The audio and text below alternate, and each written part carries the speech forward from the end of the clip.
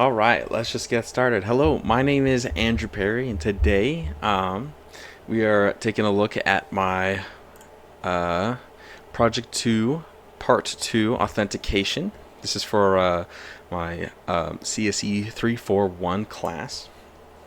So, just going through the rubric here. We're going to test out our Swagger JSON by going to our render service here, and then we can actually copy the address to the clipboard. This pulls up the index page, and then if we go to /API docs, this will take us to our Swagger documentation. And so we have all our things here categorized, and we have a lot of new stuff. Definitely put a lot of work into this update, so hopefully everything goes smooth for the demo. So now, if we go to... I also like to use these little test files because they just make things go a little faster, but we can prove our Swagger works. But first, we need to copy this,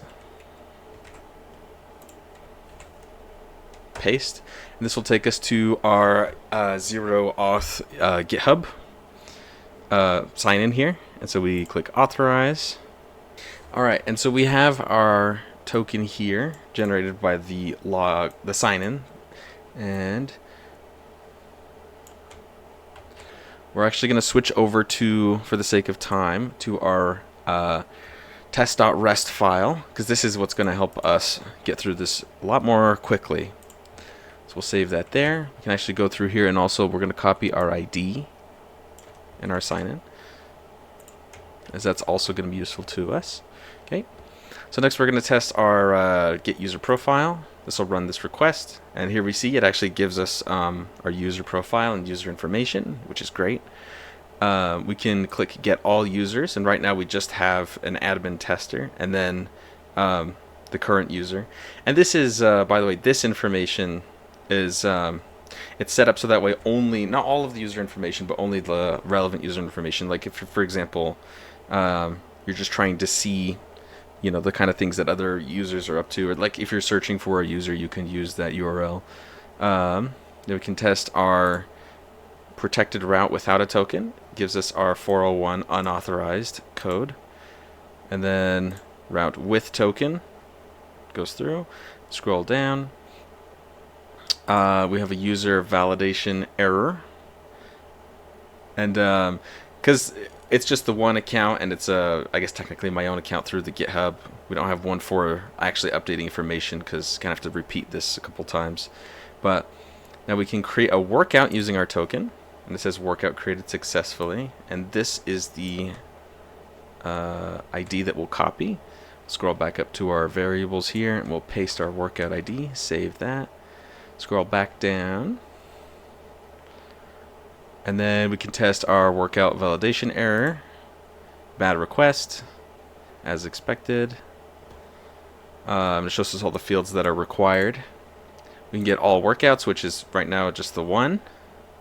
So it shows us the workouts here, and then some additional information here. We can get a single workout, and we'll get that workout we just made. You can see cardio, so it's the same one. Update workout, we can change the workout, and we'll run this get single workout again, so you can see that we have now updated it. Updated via zero auth, even better workout. So that's nice. Invalid ID format returns 400 bad request. Non-existent resource, obviously that's a 404. And then access denied, no authentication, 401. Now, quick little side tangent. I might cut this out, we'll see, but there is a difference I learned between a 401 and a 403 error code. And that is, a 401 error code is there's no authentication. So you would have access to some kind of information if you had valid authentication. A 403 error is when you do have authentication, but that's just not something you're allowed to do, right?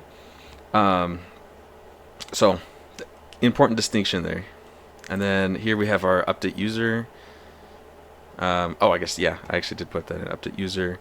And then we have another validation error. Returns as expected. And then we have delete workout. which says workout deleted successfully, and then we can verify it by seeing that it is now returning a 404 for that particular workout. So great stuff. Just to show real quick in my code here, if we go to our routes, here we go. We can see that, actually let me move this over here. There we go. We can see that we have our try catch logic.